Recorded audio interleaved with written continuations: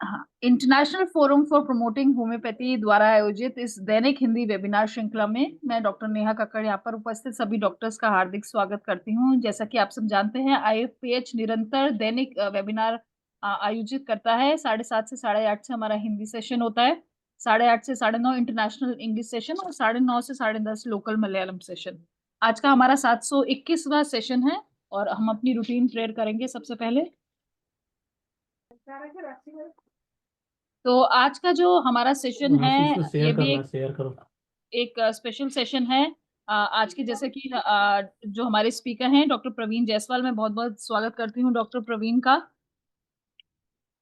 और कल का भी हमारा एक थैंक यू मैडम।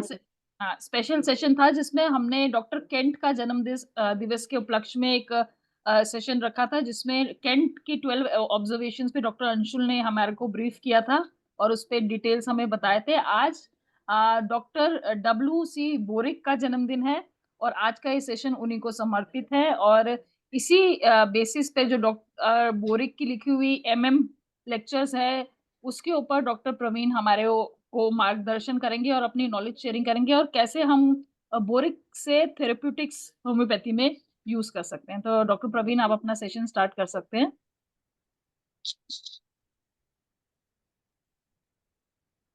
सभी को नमस्कार। मैं डॉक्टर प्रवीण जायसवाल। आप इस IFPH फोरम का बहुत बहुत धन्यवाद करता हूं कि मुझे आज इस प्रोग्राम में आपने इनवाइट किया और बोलने का मौका दिया। इस सब के साथ मैं साहनी सर का एवं सभी हमारे इस टीम के सभी सदस्यों का बहुत बहुत धन्यवाद एवं आभार प्रकट करता हूं। आज का ये सेशन जो मुझे बोलने के लिए दिया गया है, वो उसका टॉपिक है। सर, मेरा स्लाइड शो शेयर हो रहा है, दिख रहा है? दिख रहा है, दिख रहा है, बिल्कुल दिख रहा है। स्लाइड दिख रही है मैडम? हाँ जी, बिल्कुल दिख रही है ठीक सर, है, बिल्कुल ठीक, दिख रही थैंक है। यू। Thank you. आज का जो मेरा टॉपिक है, therapeutic use of homoeopathic matter का, which is written by doctor Boericke. जैसा कि आप हम सब जानते हैं कि बोरिक मैथमेटिका कॉमनली हम सभी पढ़ते हैं, और बोरिक के अलावा भी और बहुत सारी मैथमेटिका हम पढ़ते हैं। बट इन सारी मैथमेटिकाओं के पढ़ने के बाद हम उनको जितना उसमें नॉलेज दी हुई है या जिन मेडिसिन को डिस्कस या एक्सप्लेन किया गया है, उन सारे मेडिसिन को एक्सप्लेन करने के बाद राइटर ने तो अपने सारे विचारों को और क्लिनिकल वेरिफिकेशंस को लिखा है, लेकिन हम सभी होम्योपैथ्स पढ़ करके या जितने न्यूली बडिंग होम्योपैथ्स है, उसको उतना अंडरस्टैंड या उतना अच्छे से नहीं समझ पाते जितना कि हमें उस बुक्स में मिलता है या दिखाई देता है।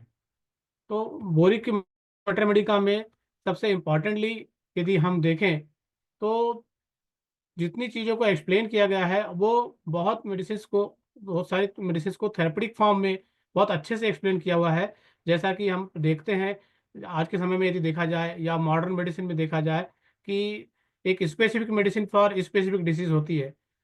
आज के समय में होम्योपैथी में कुछ डिमांड है इस तरह की, जो कि होम्योपैथी मेडिसिन को हम अपने ढंग से पढ़ के और पेशेंट की कॉन्स्टिट्यूशनल मेडिसिन या पेशेंट के जो मेडिसिन हम निकालते हैं, मियाज़मेटिक मेडिसिन, उन सब के साथ एज पर नीड पेशेंट को कई बार हमको थेरेपेटिक मेडिसिन भी देने की आवश्यकता पड़ती है।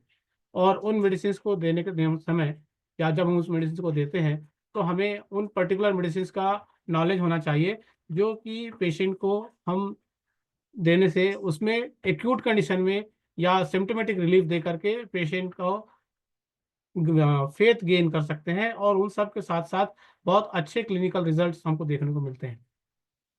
तो उन्हीं सब चीज़ों के लिए, उनसे रिलेटेड आज का ये टॉपिक जो है सर ने मुझे दिया है। तो इसमें यदि हम देखें कि थेरेपेटिक यूज जो होता है मेडिसिन का, बहुत सारी क्लिनिकल, इसमें बोरिक मैथमेटिका में कई सारे क्लिनिकल नोट्स दिए हुए हैं, रेमेडी रिलेशनशिप्स दी हुई है। इसके अलावा डिफरेंशियल डायग्नोसिस, और बुक्स में कई सारे ऐसे स्ट्राइकिंग सिम्टम्स है जो कि आपस में बहुत डिटेल दिए हुए हैं, लेकिन उन सब की एसेसिबिलिटी यदि हम देखते हैं, तो जो कि हमारे नॉलेज को बहुत इन्हांस करता है।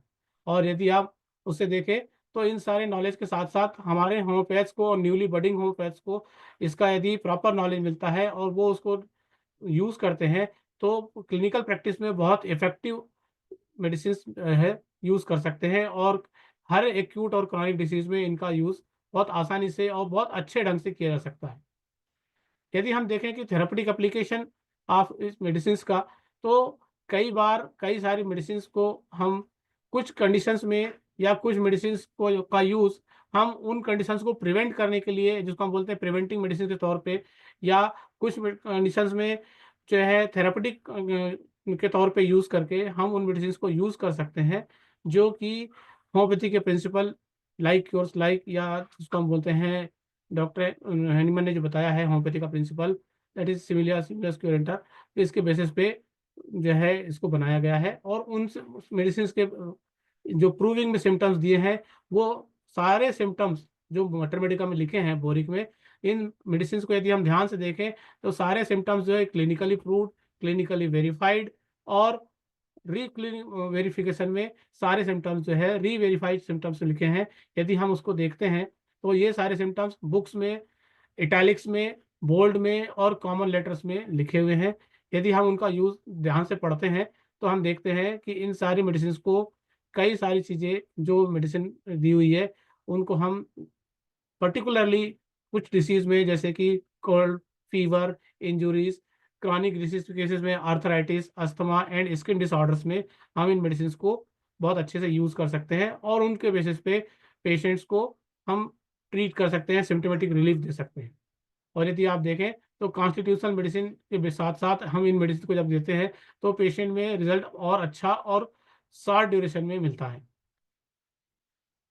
Concise and practical presentation of मटर Medica.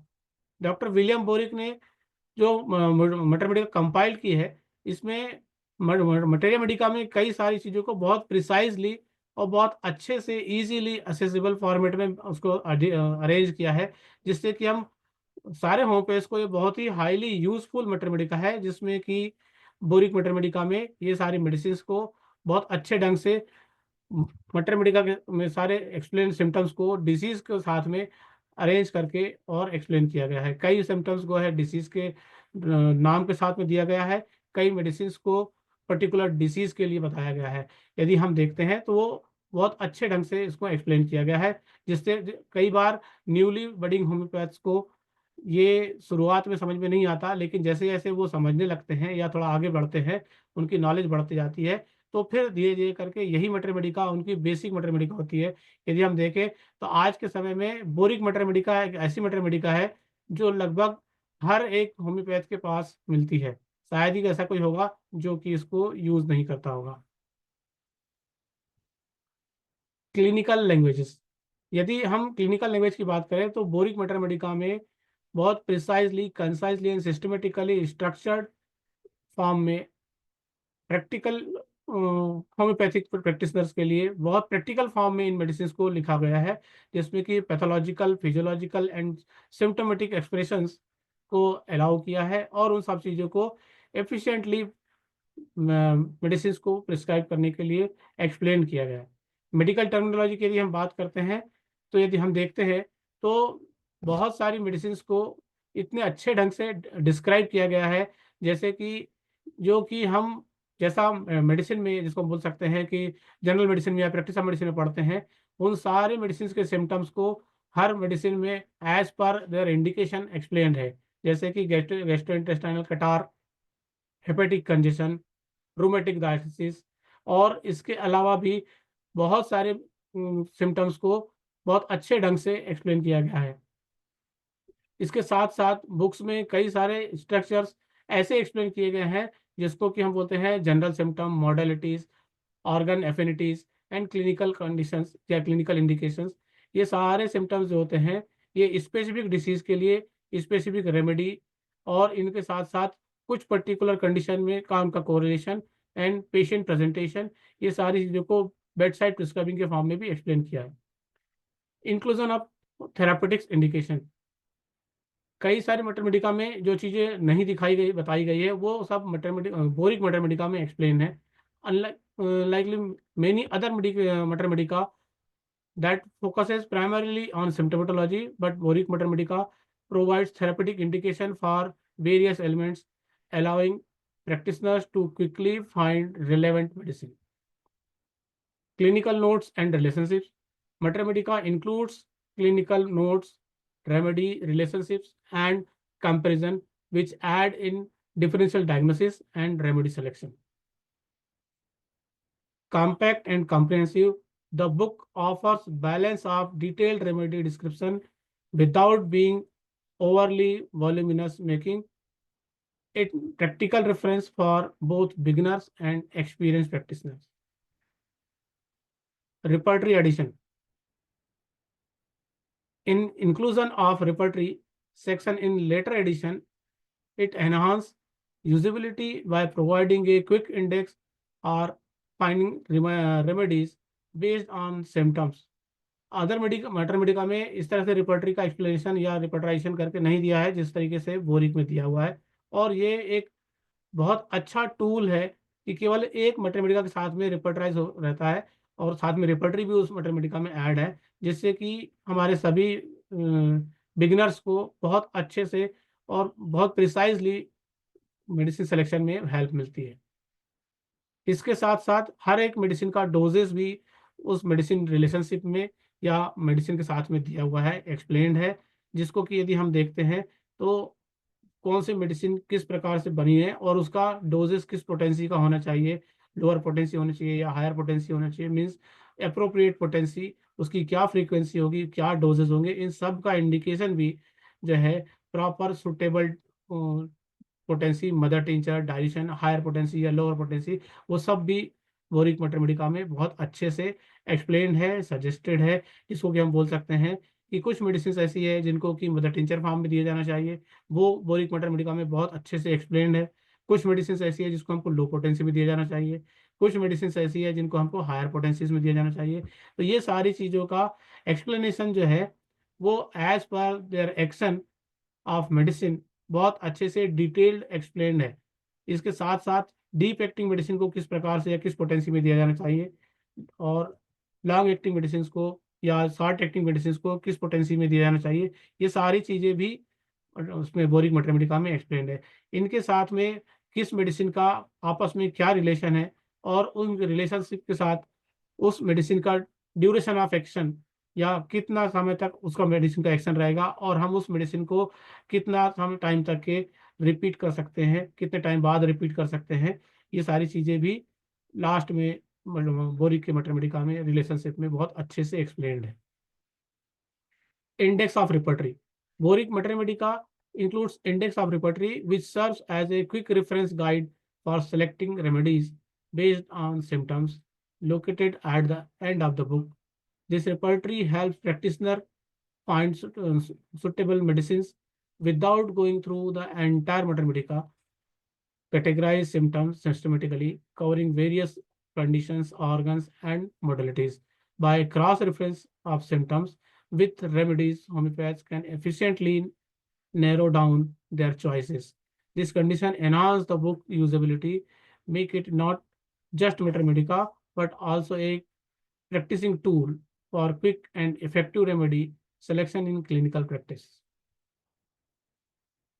Side of body. Boric Mathematica includes a section that specifies the side of the body predominantly affected by each remedy. This information is crucial in homeopathic prescription, as many remedies exhibit a preference for their for either right or left side of body, or it may diagonally alternating sides. For example, lycopodium primarily affect the right side, with lachesis left side, and so many other medicines are having diagonal action. These are the site of particular medicines in various medicines, particular sites of various medicine. Clinical rubrics, which is explained in very clearly in Boric's Mathematica. Mathematica includes clinical rubrics, highly useful bedside prescribing. These rubrics serve as quick reference for common disease conditions, helping practitioners identify suitable medicines without extensive repetition. They are systematically arranged, and elements such as fever, cough, diarrhea, headache, rheumatism, skin disorder, and nervous conditions, making it easier to find indicated medicines rapidly. This feature is especially beneficial in acute cases where immediate remedy selection is required. By utilizing clinical rubrics, homeopaths can streamline their prescription and ensure efficient, effective treatment at the bedside. Indian drugs. In Boric Mater Medica includes dedicated chapter on Indian drugs featuring homeopaths remedy derived from the indigenous Indian plants and substance. This section provides valuable knowledge about these remedies, their sources, and their therapeutic application, making it highly useful for clinical practice. Many of these Many of these drugs, such as Eclipha indica, Cephalendra, Gymnema sylvestra, have root in traditional Indian remedies, particularly Ayurveda, are incorporated by homeopathy based on their curative effects. They are specifically beneficial for conditions providing prevalent in India, tropical disease, respiratory disorder, and Praveen, metabolic conditions. Doctor So Praveen, sir, आप हिंदी में भी थोड़ा सा उसको explain करते जाइए। आप जी अंग्रेजी जी में पढ़ते जा रहे हैं ना। जी सर। तो इन सारी मेडिसिन को कई सारे जो है जो इंडियन ड्रग्स है उनको बॉरिक मटर मेडिका में बहुत अच्छे से एक्सप्लेन किया हुआ है। मैं इन सब चीज़ों के बारे में यही बताना चाहूँगा कि जो मेडिसिन और बहुत सारी मेडिसिन मटर मेडिका में एक्सप्लेन नहीं है, जैसे कि ये सेफेलेंड्रा इंडिका है, जिम्नेमा सिल्वेस्टा है, और भी चिराटा है, ये सारी मेडिसिन इसमें इंडियन ड्रग्स में बोरिक मटेरियल मेडिका में अलग से एक्सप्लेन किया हुआ है। Tincture and other therapeutic uses of boric material Medica, particularly Indian drugs के साथ साथ मदर टिंचर्स का यूज जितना अच्छे से थेरेपेटिक्स फॉर्म में या इसमें बोरिक मटेरियल मेडिका में एक्सप्लेन किया है, इतना और किसी मटेरियल मेडिका में इतना अच्छे से उसको मदर टिंचर फॉर्म में एक्सप्लेन नहीं है जितना कि इसमें है। जिसमें कि पर्टिकुलरली बहुत सारी मेडिसिन है जो कि क्रूड फॉर्म में अलग अलग पोटेंसीज में फिजियोलॉजिकल उनका एक्शन जो है वो अलग है, और मदर टीचर फॉर्म के साथ साथ डायल्यूशन फॉर्म में सेम मेडिसिन का एक्शन डिफरेंट पोटेंसीज में अलग अलग है। तो ये सारी चीज़ें जितने अच्छे से इसमें एक्सप्लेन की हुई है कि मदर टीचर में कब देना चाहिए, पोटेंसीज में डायल्यूशन में कब देना चाहिए, उसके अकॉर्डिंगली ये बहुत अच्छे से इसमें बोरिक मटर मेडिका में एक्सप्लेन्ड है। कुछ रेयर मेडिसिन जैसे कि जो कि मटर मेडिका बोरिक मटेरिका में एक्सप्लेन्ड है, इसमें कि यदि आप देखेंगे जो कि कुछ दवाइयाँ बिल्कुल भी हमको नहीं मिलती है, जैसे कि लियाट्रिस स्पाइकेटा, कैलकेरिया हाइपोफॉस, इसके अलावा यदि हम देखें एकोनाइटम फेरॉक्स, ये इस तरह की दवाइयाँ हैं जो कि कॉमनली किसी मटर मेडिका में एक्सप्लेन नहीं है, कॉमनली एक्सप्लेन नहीं है, बट इसमें उनको ऐड किया गया है बोरिक मटर मेडिका में और उनको बारे में बताया भी है। तो जितना वाइडली थेरेपेटिक स्कोप इसका है या बोरिक मटर मेडिका में इनको एक्सप्लेन किया गया है, उतना ही ज़्यादा अच्छे से प्रैक्टिशनर्स या बडिंग होम्योपैथ्स इसको यूज कर सकते हैं। Remedy relationships, the relationship of Boric Mater Medica provides valuable insight how different homeopathic remedies in each other clinical practices। यदि हम देखें तो हर एक मेडिसिन के बाद में उसका लास्ट में मेडिसिन का रिलेशनशिप दिया हुआ है, हर मेडिसिन का कॉम्प्लीमेंट्री मेडिसिन क्या है। फॉर एग्जांपल यदि हम देखें तो सल्फर कॉम्प्लीमेंट्री मेडिसिन जो है कैलकेरा, देन लाइको, ऐसे उसका फिर एंटीडोट क्या हो सकता है, किसी भी मेडिसिन का एंटीडोट जो होगा वो कब उसको किस पोटेंसी में एंटीडोट किया जाना चाहिए, उसका इनिमिकल मेडिसिन क्या है, उसका कंपैरेटिव मेडिसिन क्या हो सकता है, उसका फॉलोअल मेडिसिन क्या हो सकता है। ये सारी चीज़ों को बहुत अच्छे ढंग से जो है इसमें बोरिक में एक्सप्लेन किया हुआ है। तो यदि हम देखें तो ये सारी रिलेशनशिप जो है या ये सारे सिम्टम्स जो है जो इसमें बताए हुए हैं, ये सारे सिम्टम्स के बेसिस पे यदि हम पेशेंट को असेस करते हैं और उनकी कॉम्प्लीमेंट्री मेडिसिन या उनका जो है फॉलोअल मेडिसिन यदि पेशेंट्स को देते हैं, तो हमको किसी भी पेशेंट में बहुत अच्छे ढंग से पेशेंट्स को सिम्टोमेटिकली रिलीफ देने में और क्योर अचीव करने में बहुत हेल्प मिलती है। इसके साथ साथ यदि आप देखें, कई बार यदि पेशेंट्स में किसी प्रकार का एग्रावेशन मिलता है, जिसको हम बोलते हैं कि होम्योपैथी एग्रावेशन या मेडिसिनल एग्रावेशन हो जाता है, तो उस कंडीशन में जब हमको एंटीडोट करने की आवश्यकता होती है, तो उसको एंटीडोट भी किया जा सकता है। और उसको एंटीडोट करने के लिए उसके लिए पर्टिकुलर मेडिसिन की पर्टिकुलर एंटीडोट ही होता है। वो चीज़ भी जो है बहुत अच्छे ढंग से जो है डॉक्टर बोरिक ने एंटीडोट हर मेडिसिन का अलग-अलग एक्सप्लेन किया है।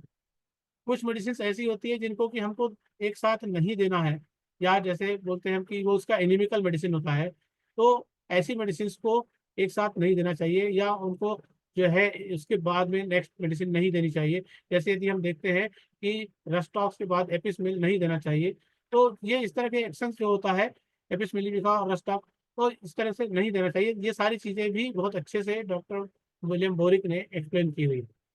कि ऐसे ही यदि हम देखें कि कंपेरेबल रेमेडीज जो है मेडिसिन में बहुत अच्छे से सिम्टोमेटोलॉजिकली उनको डिफरेंशिएट किया गया है, और उसका एक्शन को जो है बहुत अच्छे से बताया हुआ है।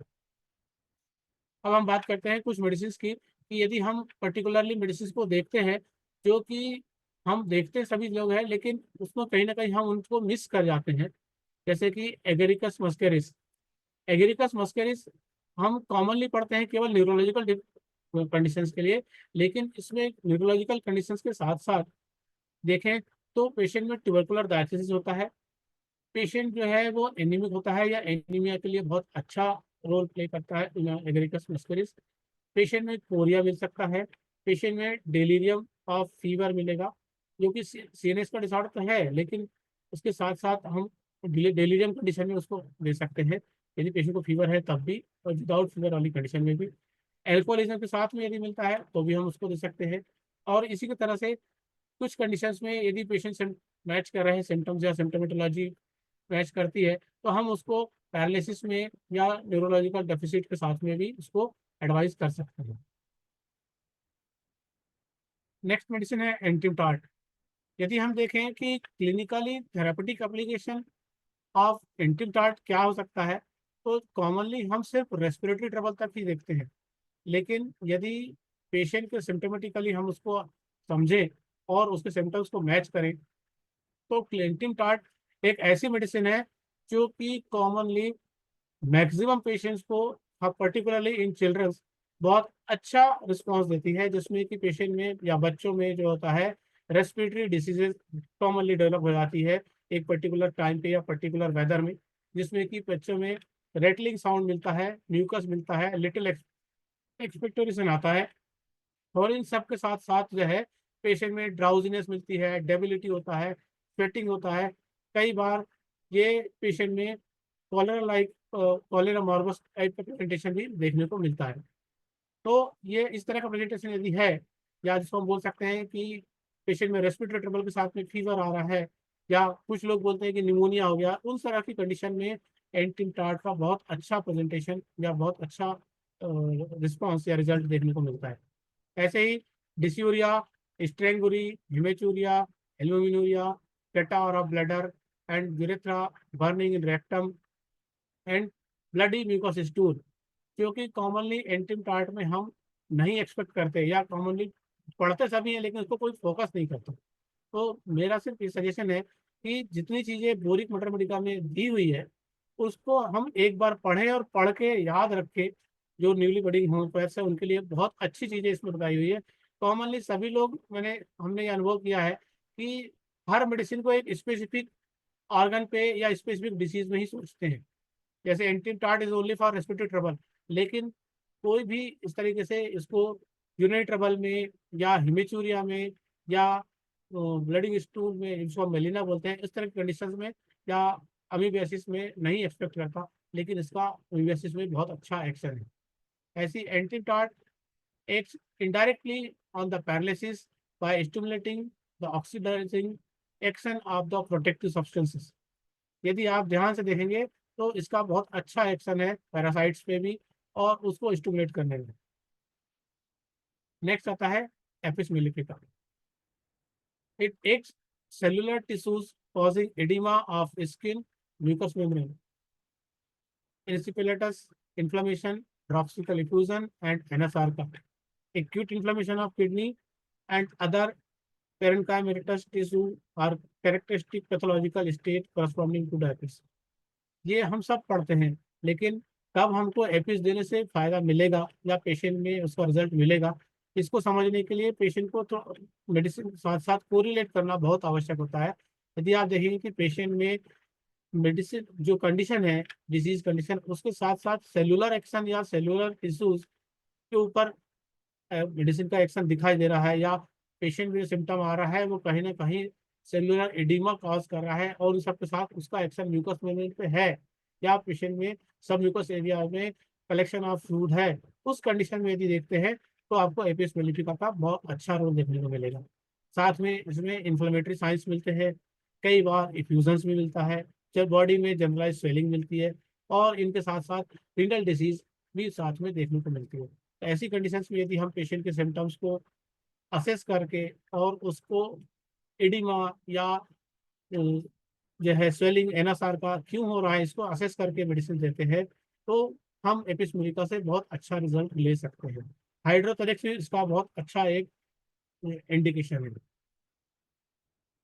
एपोसाइनम, एपोसाइनम कॉमनली जो एक्यूट हाइड्रोसेफेलस कंडीशन में पेशेंट में देखने को मिलता है, जो कि इतना इजीली पेशेंट में असेस करना या पेशेंट को समझना आसान नहीं होता, क्योंकि जिस कंडीशन में पेशेंट हमारे पास आता है उसमें डायरेक्टली एपोसाइनम का इंडिकेशन दिखाई नहीं देता। लेकिन यदि हम पेशेंट को असेस करते हैं और उसके सिम्टम को समझें और उसकी क्लिनिकल फाइंडिंग के साथ साथ आज के समय में अवेलेबल जो रेडियोलॉजिकल फाइंडिंग्स है उसको असेस करेंगे, तो आपको हाइड्रोसेफेलस देखने को दिखाई देगा। सीटी स्कैन की फाइंडिंग होती है या पेशेंट के जो और भी इन्वेस्टिगेशंस होते हैं, उसमें यदि आप पेशेंट को देखेंगे तो हाइड्रोसेफेलस कंडीशन आराम से असेस की जा सकती है। ड्रॉपसिस, एसाइटिस, एनएसआर का, हाइड्रोथोरेक्स, ये सारी कंडीशंस में एपोसाइनम का अच्छा रोल है या अच्छा इफेक्ट होता है, जिसमें कि पेशेंट में ये देखने को मिलता है। अरिथमिया कॉमनली एपोसाइनम में एक्सपेक्ट नहीं करते, लेकिन ये कार्डियक कंडीशन में ब्लड वेसल्स के ऊपर या हार्ट के ऊपर भी इसका अच्छा एक्शन है, जो पेशेंट में इरेगुलर पल्स रेट देखने को मिलता है, जिसको भी हम एरिथमिया बोलते हैं। और इनके साथ साथ mitral valve regurgitation and tricuspid valve regurgitation भी देखने को मिलता है। यदि पेशेंट में माइट्रल वाल्व रिगर्जिटेशन के साथ में ट्राइका या अरिथमिया है और साथ में उसके कारण से पेशेंट में एडिमा हो रहा है, तो उन कंडीशन में मीन्स इसका भी बोल सकते हैं कि पेशेंट में यदि कार्डियक कंडीशन के साथ में फ्लूइड कलेक्शन या एनएसआर का हो रहा है, तो पेशेंट को एपोसाइनम दिया जाना चाहिए। ऐसे ही सेम एल्कोहलिज्म कंडीशन में या एक्यूट एल्कोहलिज्म में भी हम पेशेंट को एपोसाइनम दे सकते हैं। Now baptisia, baptisia tinctoria, commonly baptisia हम सब देखते हैं, पढ़ते हैं, और बैप्टीसिया को सिर्फ हम सभी टाइफाइड फीवर तक ही फिक्स कर लेते हैं, या टाइफाइड है तो बैप्टीसिया देना चाहिए। लेकिन बैप्टीसिया टाइफाइड में तो काम करती ही है, इसके अलावा जो है टाइफाइड के अलावा यदि आप देखें तो सेप्टिक कंडीशंस में, जबकि पेशेंट में कुछ कंडीशंस या जिसको बोल सकते हैं कि जहाँ पेशेंट्स में कुछ इस तरह का इन्फेक्शन हो जिसमें कि पेशेंट में सेप्टिसीमिया दिखाई देता है या मलेरियल पॉइजनिंग होता है, और कई बार प्रोस्ट्रेशन की कंडीशन में भी ये दिखाई देता है, उन कंडीशंस में हम पेशेंट को बैप्टीसिया दे सकते हैं। ऐसे ही एपिडेमिक इन्फ्लुएंजा की कंडीशन में भी बैप्टीसिया दी जा सकती है। क्रॉनिक इंटेस्टाइनल टॉक्सिमिया इन चिल्ड्रन, जिसमें कि पर्टिकुलरली यदि आप देखें तो फेटेड स्टूल एंड सॉवर इरेक्टेशन या फेटेड इरेक्टेशंस देखने को मिलते हैं, जिसको कि जो कॉमनली बच्चा ऐसे प्रेजेंट करता है कि साहब बहुत ऑफेंसिव या बदबूदार जो है इसको मोशन हो रहा है और बदबूदार जो है इरेक्टेशन से डकार आ रही है। तो इस तरह का प्रेजेंटेशन यदि मिलता है, जो कि यदि हम देखें तो पेशेंट में polluted food, polluted water intake या जो है कंटामिनेटेड फूड के इनटेक के कारण से ही होता है। और बैप्टीसिया का यही इफेक्ट जो है बहुत अच्छा इफेक्ट है, जो कि पेशेंट में contaminated water and food intake के कारण से ये जो है इसको रिलीफ देता है पेशेंट्स को।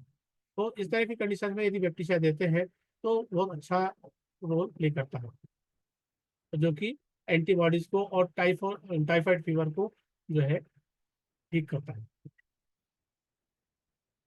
नेक्स्ट आता है वेराइटाम्यूर। बेरेटाम्यूर आर्टेरियोस्क्लेरोसिस एंड सेरेब्रल अफेक्शंस की कंडीशंस में, जिसको हम बोल सकते हैं कि दिखाई देता है। और यदि पेशेंट में किसी भी तरह का आर्टेरियोस्क्लेरोसिस है या सेरेब्रल डिजीज है, तो उन कंडीशंस में पेशेंट्स को जो है बेरेटाम्यूर दी जानी चाहिए। जैसे कि पेशेंट्स में वर्टिगो है किसी सेरेब्रल रीजन से, या पेशेंट को एनीमिया है, साथ में ईयर में नॉइजेस आ रहा है, या पेशेंट में हाइपरटेंशन है, या पेशेंट में कोई वेस्कुलर डिजनरेशन है। इन सारी कंडीशंस में बेरेटाम्यूर बहुत अच्छा इंडिकेटेड ड्रग है, जो कि पेशेंट्स में जो है हमको दिया जाना चाहिए या पेशेंट को दे सकते हैं। यदि पेशेंट के बाकी सिम्टम्स मिलते हैं तो बेरेटाम्यूर वेल इंडिकेटेड एंड बहुत ही अच्छी मेडिसिन है, जो कि बहुत अच्छा रिस्पॉन्स या रिजल्ट पेशेंट में दिखाई देती है। ऐसे ही सेम आर्टेरियोस्क्लेरोसिस, जो कि और भी ड्रग्स में देखने को मिलता है, जैसे कि ऑरम में है, सिकल में है। तो इन सारी चीजों के साथ में साथ high systolic pressure with A comparatively low diastolic, ये एक पर्टिकुलर बेरेटाम्यूर का बहुत अच्छा इंडिकेशन है कि high systolic and low diastolic is attended by cerebral और कार्डियक कंडीशंस। यदि पेशेंट में मिलता है तो हमको बेरेटाम्यूर पेशेंट को जरूर देना चाहिए। नेक्स्ट आता है narrowing of the cardiac orifice with pain immediately after eating and epigastric tenderness. ये सिम्टम ऐसा होता है जो कि पेशेंट में बाहर से देखने में कुछ नहीं दिखाई देता, केवल पेशेंट का अपना सब्जेक्टिव सिम्टम होता है, जो कि पेशेंट प्रेजेंट करता है कि सर मुझे जो है चेस्ट में या थ्रोट में जो है कुछ डिफिकल्टी हो रहा है, और उसके साथ साथ जो है पेशेंट को ईटिंग में प्रॉब्लम होता है, और साथ में चेस्ट में टेंडर इपिगैस्ट्रिक टेंडरनेस होती है। तो ऐसी कंडीशन में यदि आप पेशेंट को ये मेडिसिन देते हैं तो बहुत अच्छा रिस्पॉन्स देखने को मिलता है। नेक्स्ट है voluntary muscle power gone but perfectly sensible. Muscle power चला जाता है लेकिन सेंसिबल होता है, उसमें भी बेरेटाम्यूर बहुत अच्छा एक्शन करता है। Bronchial affections of old people with cardiac dilatation, यदि कार्डियक डायलिटेशन है और साथ में पेशेंट में कोई रेस्पिरेटरी ट्रबल है, उस पेशेंट उस कंडीशन में भी जो है बेरेटाम्यूर बहुत अच्छा इंडिकेटेड ड्रग है, जो कि हम पेशेंट्स को दे सकते हैं। नेक्स्ट आता है Calcarea car. Calcarea car commonly हम सभी जो है कैलकेरिया कार सिर्फ चिल्ड्रन तक या जो है डेंटिस्ट तक ही सोचते हैं, लेकिन कैलकेरिया कार यदि आप देखें तो कई सारी कंडीशंस में abscess in deep muscles, polypi and exostosis and pituitary and thyroid dysfunction condition में कैलकेरिया कार का बहुत अच्छा रोल है या बहुत अच्छी मेडिसिन है, जो कि इसके सिम्टम्स मैच करते हैं। तो कैलकेरिया कार से बहुत अच्छा से पेशेंट रिस्पॉन्ड करता है। यदि आप देखेंगे कि पेशेंट के अंदर किसी भी तरह का कोई पिट्यूटरी डिसफंक्शन आ रहा है या थायराइड डिसफंक्शन है, तो मीन्स एंडोक्राइन डिसऑर्डर है, तो उस कंडीशन में यदि पेशेंट के सिम्टम्स कैलकेरिया से मैच करते हैं तो आप देंगे, तो कई बार यहाँ तक देखने को मिलता है कि पेशेंट में वो सारे सिम्टम भी इंप्रूव हो जाते हैं जो कि पेशेंट को अनअवेयर था, जिसके लिए पेशेंट या पेशेंट जानता भी नहीं था, और पेशेंट की थायराइड फंक्शन या पिट्यूटरी डिसफंक्शन रिकवर हो जाता है। तो इस तरह की चीज़ें कैलकेरिया से बहुत आसानी से और बहुत अच्छे से ठीक हो जाती है।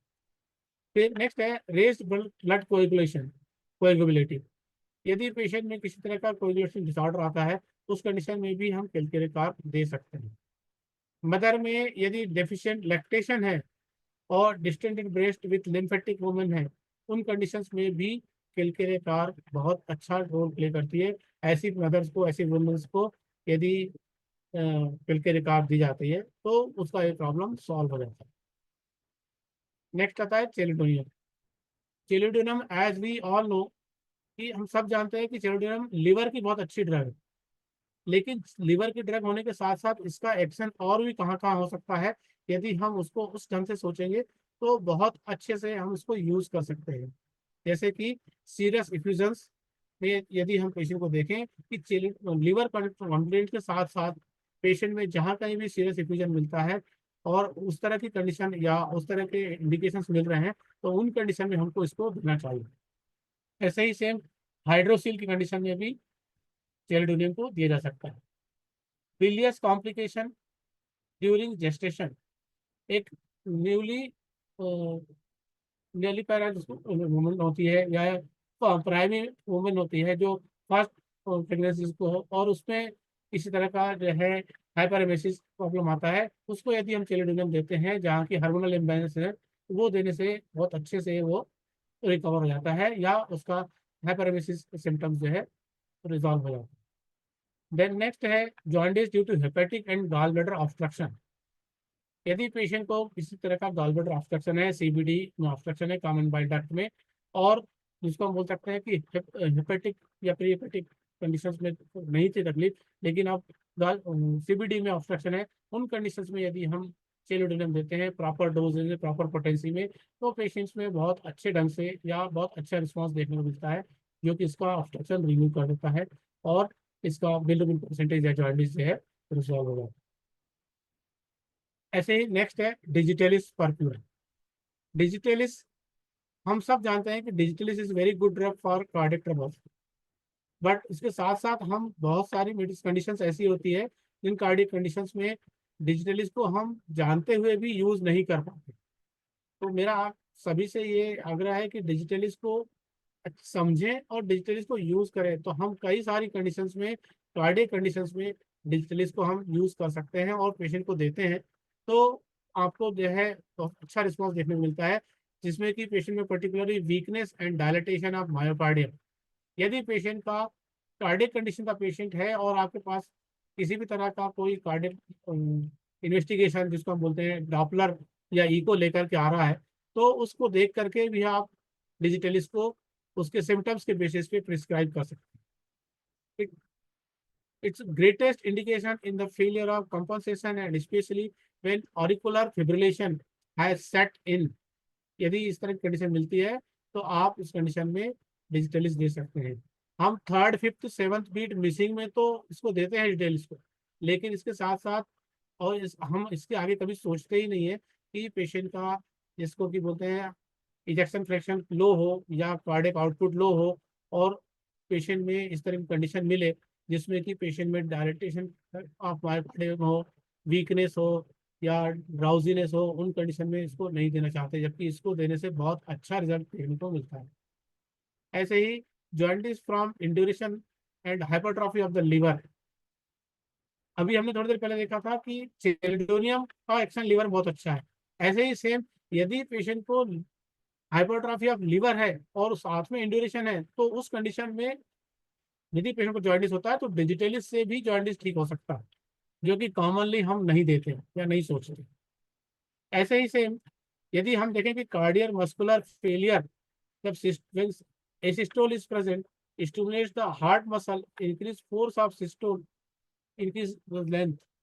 तो ये सारी चीजें बुक्स में लिखी हुई है, लेकिन हम उसको उस ढंग से नहीं समझ पाते या समझते हैं जो कि पेशेंट बताता है। तो मेरा सभी से ये आग्रह है कि उसको समझें और उसके कार्डियक इन्वेस्टिगेशन को असेस करके और उसको जब हम ये मेडिसिन देंगे तो डेफिनेटली डिजिटलिस का हमको वो इफेक्ट देखने को मिलेगा जो हमने अभी तक नहीं देखा या देखने को नहीं मिला। नेक्स्ट है जेल्सिमियम। जेल्सिमियम हम सब जानते हैं 3D, लेकिन 3D के आगे भी और भी बहुत सारी चीजें जेल्सिमियम में देखने को मिलती है। That is 3D is dullness, drowsiness and dizziness. जिसमें के बाद हम यदि आगे और देखें तो centre action upon the nervous system causing various degrees of motor paralysis, paralysis of various group of muscles about eyes, throat, chest, larynx, sphincter, extremities etcetera. इन सब के साथ में यदि पेशेंट में कोई भी पैरालिसिस मीन्स दैट जिसको हम बोलते हैं सीवीए या सेरेब्रल पैथोलॉजी लेकर पेशेंट आता है और ये सारे सिम्टम मिलते हैं, तो साथ में हमको जेल्सिमियम देना चाहिए और जेल्सिमियम से बहुत अच्छा रिस्पांस मिलता है, जो कि पेशेंट सेरेब्रल इडिमा को या सेरेब्रल सिम्टम्स को, जिसमें कि पेशेंट में नर्वस सिम्टम्स जितने होते हैं उन सारे सिम्टम्स को अच्छा एक्शन है जेल्सिमियम का और उन सारे सिम्टम्स को रिलीव करता है, उसको रिलीज करता है। डिप्थेरिक कंडीशन में या पोस्ट डिप्थेरिक पैरालिसिस कंडीशन में भी जेल्सिमियम बहुत अच्छा एक्शन दिखाता है। इसके साथ साथ मस्कुलर वीकनेस, पेशेंट में मस्कुलर एट्रोफी या वीकनेस जब होती है एक पर्टिकुलर एज के साथ या पर्टिकुलरली सेरेब्रोवास्कुलर एक्सीडेंट की कंडीशन में, उन कंडीशन में यदि हम देखते हैं तो पेशेंट में जो है मस्कुलर वीकनेस में भी इम्प्रूवमेंट देखने को मिलता है। Orbital neuralgia with contracted and twitching of muscle, जो एक पर्टिकुलर टाइप का सिम्टम्स जो पेशेंट में देखने को मिलता है। ऑर्बिटल न्यूरल्जिया एक पर्टिकुलर नर्व पे जो है पेन और ट्विचिंग मिलती है, जिसको कि हम बोलते हैं twitching of muscle, particularly eyes के एरियाज में या आइज में या फेशियल मसल्स में, तो उसमें भी जेलसिन का बहुत अच्छा एक्शन है। देन आता है helleborus niger. Helleborus niger is a produces a condition of sensorial depression. जितने पेशेंट में सेंसरी डिप्रेशन होता है या इस तरह की कंडीशन जिसमें कि पेशेंट में, जिसको हम बोल सकते हैं कि किसी प्रकार का सेरेब्रल साइंस या सिम्टम्स आते हैं, जिसमें पेशेंट वो सब्जेक्टिव सिम्टम कुछ नहीं बताता, सिर्फ उसके सिम्टम को हम ऑब्जर्व ही कर पाते हैं। तो ऐसी कंडीशन में ये सारे सिम्टम्स जो पेशेंट में हमको दिखाई देते हैं, उन सारे सिम्टम्स को हम ऑब्जर्व करके और उसके फाइंडिंग्स के बेसिस पर ही हम पेशेंट को मेडिसिन दे सकते हैं। जिसमें कि जैसे कि यदि हम देखें तो पेशेंट का hear, taste, imperfectly and general muscular weakness which may go to the complete paralysis accompanied by dropsical effusion, ये सारे सिम्टम्स होते हैं पेशेंट में मिलते हैं, जो कि हम पेशेंट को ऑब्जर्व करके या उसके अटेंडेंस से पूछ करके और उसको हम देख करके इन सिम्टम्स के बेसिस पे मेडिसिन दे सकते हैं। ऐसे ही सेम कि हाइड्रोसेफेलस कंडीशन में या state of effusion in hydrocephalus condition में भी इसको दे सकते हैं। मेनिया ऑफ मेलेंकोलिक और मेलेंकोलिक टाइप सिम्टम्स में भी इसको हम दे सकते हैं।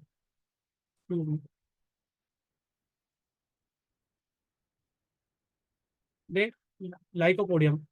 Lycopodium is a very good drug which is having very good action on liver. हम सब जानते हैं ये बहुत अच्छी राइट साइडेड ड्रग है, और इसके साथ साथ कुछ सिम्टम इसके ऐसे हुए हैं जो कि हम जानते हैं लेकिन हम उसको यूज ही नहीं करते या यूज ही नहीं कर पाते। तो उसी तरह के सिम्टम्स में जैसे कि एक आता है एटोनी, है माल न्यूट्रिशन। माल न्यूट्रिशन की कंडीशन में पेशेंट्स में जो है हमको लाइकोपोडियम दे देना चाहिए।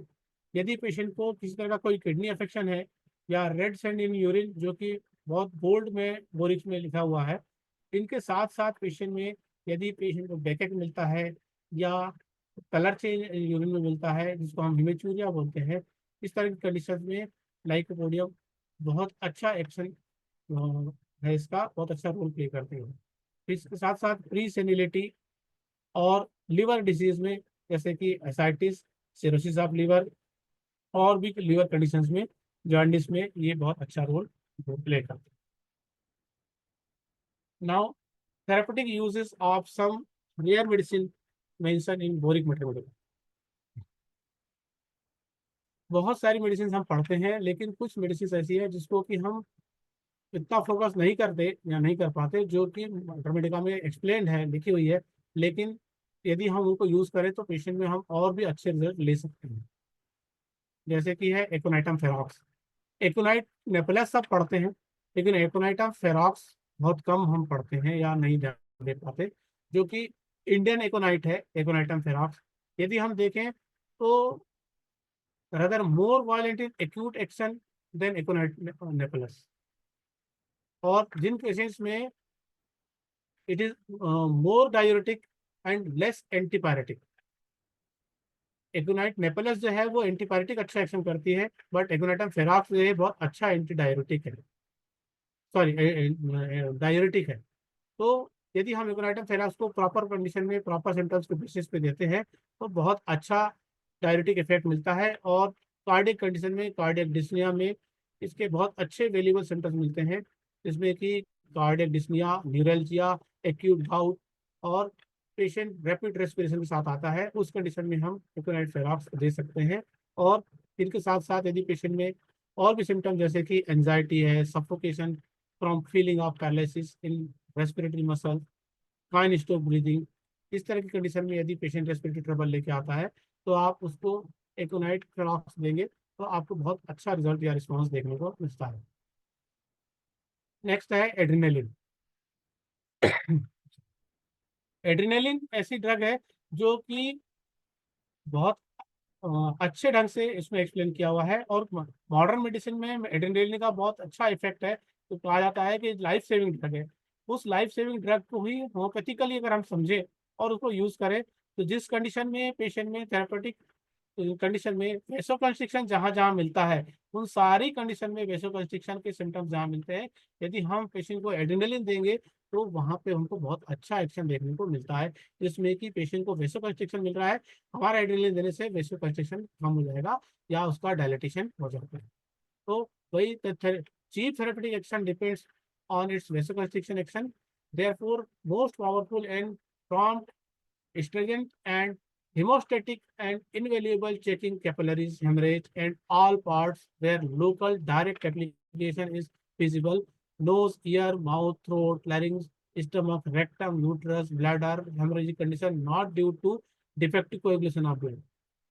मीन्स यदि हम देखें कि पेशेंट को कहीं से ब्लीडिंग हो रही है और उन सारी कंडीशंस में पेशेंट को यदि हमको उसको ब्लीडिंग को रोकना है और हेमरेज को चेक करना है, चाहे वो ब्लीडिंग नाक से हो, कान से हो, मुंह से हो, थ्रोट से हो, स्टमक से हो, रेक्टम से हो, उन सारी कंडीशंस में हम पेशेंट को ये एड्रेनालिन दे करके रोक सकते हैं।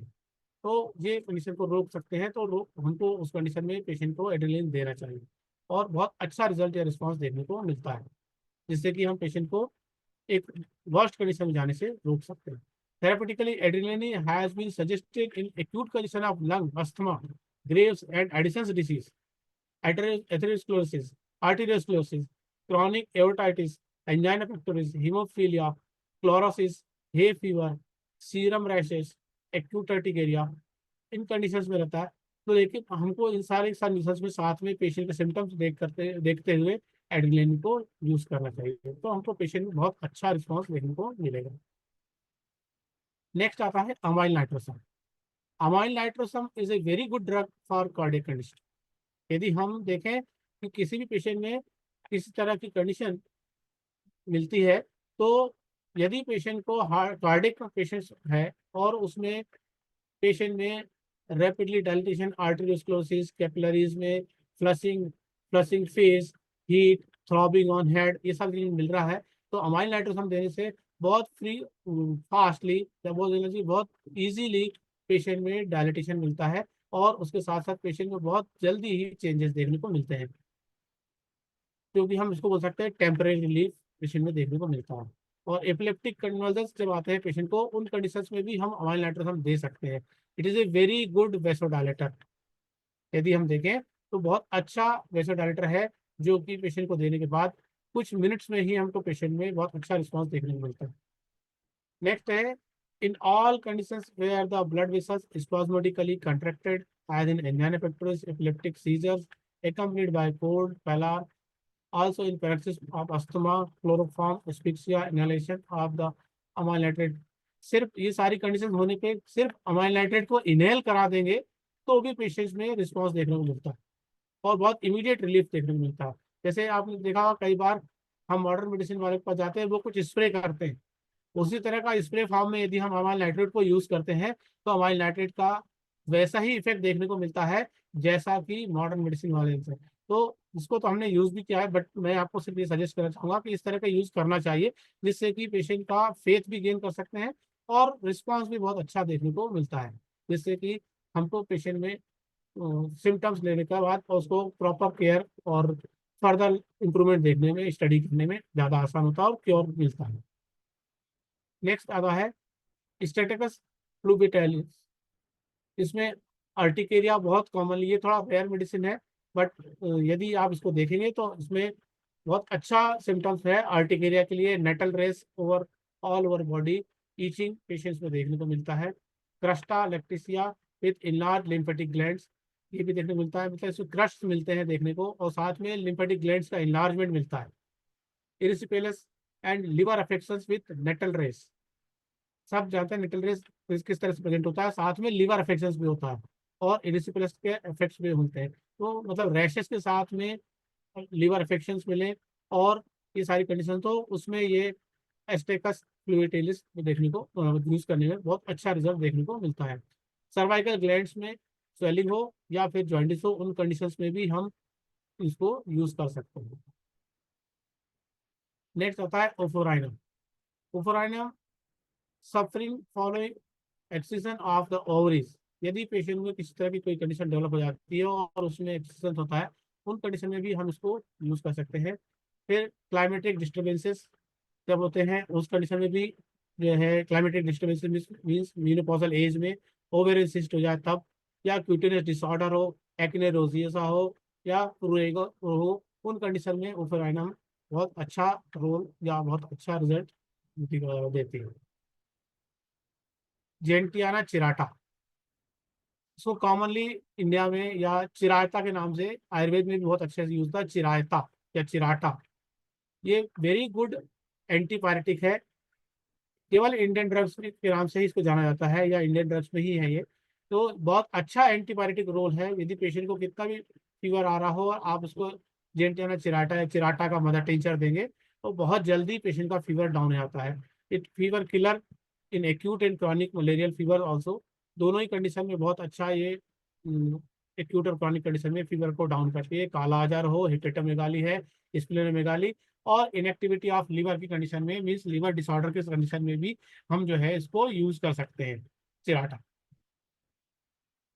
ऐसे ही सेम कांडुरेंगो, कांडुरेंगो भी बहुत अच्छी ड्रग है जो है डाइजेस्टिव सिस्टम पे बहुत अच्छा एक्शन करती है, जिसको कि हम गैस्ट्रेल्जिया, स्टमक कैंसर और भी डाइजेस्टिव ग्लैंड्स के डिसऑर्डर के साथ हम इसको यूज कर सकते हैं। यदि हम देखें तो जितने भी डाइजेस्टिव सीक्रेशंस होते हैं, यदि पेशेंट में डाइजेस्टिव सीक्रेशंस रिड्यूस हो रहे हैं, या जिसको बोल सकते हैं डाइजेस्टिव सीक्रेशंस नहीं है प्रॉपर, उन सीक्रेशंस को इंक्रीज करने के लिए या इम्प्रूव करने के लिए हम कोंडिरेंगो को दे सकते हैं। वेरिकोज अल्सर्स में भी इसको यूज किया जा सकता है। और एक पर्टिकुलर सिम्टम जो कि corners of mouth is crack with pain, ये इसका एक पर्टिकुलर गाइडिंग सिम्टम है कॉन्डुरेंगो का, जो कि बहुत अच्छा सिम्टम है जिसके बेसिस पे हम कॉन्डुरेंगो दे सकते हैं। गैस्ट्रिक कटार, सिफिलिस एंड कैंसर की कंडीशन में भी कॉन्डुरेंगो दिया जा सकता है। Structure of oesophagus and tumours में भी कॉन्डुरेंगो का बहुत अच्छा रोल है। मीन्स ओवरऑल ये डाइजेस्टिव ट्रबल और मेलिग्नेंसी की कंडीशन में, यदि इस तरह की कंडीशन पेशेंट में देखने को मिलती है तो हमको कॉन्डुरेंगो को जरूर यूज करना चाहिए। इपीजिया रिपेंस, Epilia repens is a very good drug of chronic cystitis, dysuria, and urinary bladder trouble, tenesmus after micturition। यदि पेशेंट में रिस्पॉन्स और बहुत सारी ड्रग जिसको भी हम बोलते हैं कैंथेरिस, सारसापारिल्ला, है ना, इनसे नहीं मिल रहा है, और एपिस या हाइड्रेंजिया, इपीजिया रिपेंस से बहुत अच्छा रिस्पॉन्स मिलता है, इसको देना चाहिए। यदि पेशेंट में क्रॉनिक सिस्टाइटिस है और वो रिकरेंस हो रहा है, डिस्यूरिया हो रहा है, टेनेस्मस हो रहा है, और जो है मिक्चुरेशन में प्रॉब्लम है, तो इपीजिया बहुत बढ़िया ड्रग है जो कि इसमें दी जा सकती है, इन कंडीशंस में दी जानी चाहिए। Mucopus and uric acid deposits, gravel renal doctor calculi, यदि डॉक्टर हम, प्रवीण, सर हम लोगों का सेशन अब केवल 5 मिनट बचा है। लोगों सर को सवाल भी बस पूछते हैं, आप कंक्लूड कर तीन स्लाइड केवल सर। तो इन कंडीशन में एपीजिया हम दे सकते हैं, और जो है पायलिटिस, इनकॉन्टिनेंस ऑफ यूरिन कंडीशन में एपीजिया बहुत अच्छी ड्रग है। नेक्स्ट आता है फेल्टोरी। फेल्टोरी जो है सारी कंडीशंस में, सभी जितना गॉलब्लैडर डिसीज होती है, बिलियरी कोलिक या बिलियरी कैलकुलस, ऑब्स्ट्रक्शन इन गॉलब्लैडर, इन कंडीशंस में फेल्टोरी को यूज किया जा सकता है। नेक्स्ट आता है laurocerasus. Laurocerasus is a very good drug for cardiac conditions, या इसको बोल सकते हैं जो है माइट्रल स्टेनोसिस कंडीशन में इसको लारोसेरेसिस को देना चाहिए, जिसमें कि पेशेंट में साइनोसिस और डिस्निया देखने को मिलता है, और साथ में साथ पेशेंट में हार्ट कंडीशन के साथ वाल्वुलर डिसीज, कफ और डिस्निया, कॉपियस चिली लाइक कफ निकलता है, ब्लडी एक्सपेक्टोरेशन होता है, इन कंडीशन में लारोसेरेसिस अच्छा एक्शन करता है। नेक्स्ट है uranium nitricum, glycosuria and increase urine and nephrotic troubles, great emaciation, debility and tendency to ascites and general, ये सारी कंडीशंस में जो है यूरेनियम नाइट्रिकम दिया जाना चाहिए। And ova tosta, leucorrhoea, cancer of uterus या ऑस, एंड हेमरेज को कंट्रोल करता है, uterine haemorrhage. Lolium temulentum. Lolium temulentum is a very good drug, जो कि पर्टिकुलरली सीएनएस के डिसऑर्डर में या पार्किंसंस की डिसीज में, ट्रैम्बलिंग ऑफ लिम्स में बहुत अच्छा ड्रग है जो कि यूज किया जाना चाहिए। नेक्स्ट है लियाट्रिस स्पाइकेटा। कार्डियक ड्राप्सी एंड रीनल ड्राप्सी में बहुत अच्छा ड्रग है, जिसमें कि पेशेंट को कार्डियक ट्रबल के साथ में या डायरेटिक देना है तो लियाट्रिस स्पाइकेटा दिया जाना चाहिए। जैसे ये कैलकेरिया हाइपोफास, यदि हम पेशेंट को देखें कोल्ड एक्टिविटीज के साथ में रैशेस अगर आते हैं तो नाइट स्वेट, एक्ने और स्किन रैशेस के साथ कैलकेरिया हाइपोफास दिया जाता है। नेक्स्ट है जेकरेंडा पेरोबा, ये भी कोरोनल कंडीशन में सिफिलिटिक इरेक्शन से बहुत अच्छा मेडिसिन है। And iris versicolor, typhoid, pancreatic disorder, salivary intestinal and gastrointestinal conditions में या एसिडिटी कंडीशन में या हेडेक कंडीशन में इसको यूज करते हैं, जो कि बहुत अच्छा ड्रग है। एंड इस तरह से इरिडियम मेटालिकम, जो कि इंटेस्टाइनल पुट्रिफेक्शन एंड सेप्टिसीमिया में कंडीशन में या एनीमिया की कंडीशन में बहुत अच्छा रोल प्ले करता है। Thank you sir. Praveen ji, आप कंक्लूड कीजिए। Thank you sir, it's over for complete. आप अपना पीपीटी को शेयर बंद कर दीजिए। Yes sir. किन्हीं को कोई सवाल हो तो आप चैट बॉक्स पे टाइप कर सकते हैं। डॉक्टर प्रवीण जी ने आपको आज डॉक्टर बोरिक के जन्म दिवस एक अच्छा किताब का जानकारी देने का प्रयास किया। कोई सवाल हो तो लिखें, आप लोग चैट बॉक्स में टाइप करें। एक बात तो मैं बताना चाहूँगा, थेराप्यूटिक्स वर्ड बड़ा कंफ्यूजिंग वर्ड है हम होम्योपैथी जी के सर, लिए, जी हाँ सर। क्योंकि थेराप्यूटिक्स का एक एप्लीकेशंस आपने देखा कि जब थेराप्यूटिक का नाम लिया जाता है तो लोग दवा को एक बीमारी के साथ में या कंडीशंस के साथ में एसोसिएट कर देते हैं और उसे जी थेराप्यूटिक मानते हैं, लेकिन यह थेराप्यूटिक का मतलब ये नहीं होता है। क्योंकि आप जब वॉर्निंग हेस्टन्स का थेराप्यूटिक पॉकेट बुक्स देखेंगे तो थेराप्यूटिक पॉकेट बुक्स को देखने के बाद में वहाँ भी वर्ड थेराप्यूटिक यूज किया गया। और तो ये मेट्रामेडिका में भी हम लोग करते हैं और थेराप्यूटिक्स का अलग अलग है, लेकिन थेराप्यूटिक का असली अर्थ क्या होता है? वास्तव में मीनिंग होता है अप्लाइड एस्पेक्ट। और यस सर। जब आप अप्लाइड एस्पेक्ट्स को देखते हैं तो होम्योपैथिक प्रिंसिपल के अगर चिकित्सक हैं, आप होम्योपैथी प्रैक्टिस कर रहे हैं तो आपको होम्योपैथिक प्रिंसिपल के हिसाब से अप्लाइड को करना पड़ेगा। यानी कि दवा को किसी भी रोग के साथ में या कंडीशंस के साथ में ब्रांडिंग नहीं करना चाहिए, है ना। ब्रांडिंग करना बहुत ही नुकसानदायक है। जैसे कि लोग कह देते हैं कि चेलिडोनियम लीवर की दवा है, ये करना है। ये दिमाग में बैठा हुआ तब बैठ जाता है जबकि हम एलोपैथिक दृष्टिकोण से होम्योपैथी को देखने का प्रयास करते हैं। होम्योपैथिक दृष्टिकोण से देखने के लिए हमें आवश्यक होता है कि हम लोग टोटलिटी ऑफ सिम्टम और बोरिक मेट्रामेडिका का जो कॉन्सेप्ट, इसके जो डिफरेंट डायमेंशंस, ये जो उसको आप अगर गहराई से देखेंगे तो यहाँ पर बोरिक ने कभी भी थेराप्यूटिक का एप्लीकेशंस की बात नहीं करी।